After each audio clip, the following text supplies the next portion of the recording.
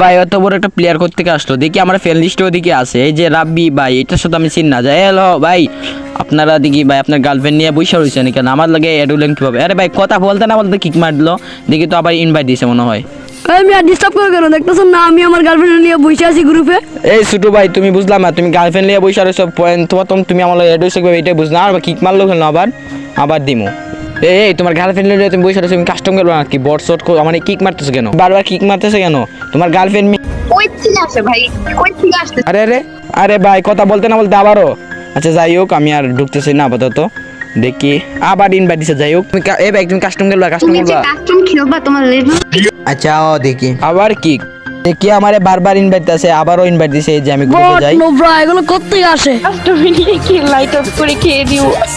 আরে ভাই আমি হইলাম কি তুমি টিকটকে আমার ফ্রেন্ড রিকোয়েস্টে তোমার ইউআইডি দিছিলাম আমি তোমার এড দিছিলাম দেখো আমার টিকটকে গেটআপ পুরো দেখো তুমি দেখো চিনতে পার কিনা দেখো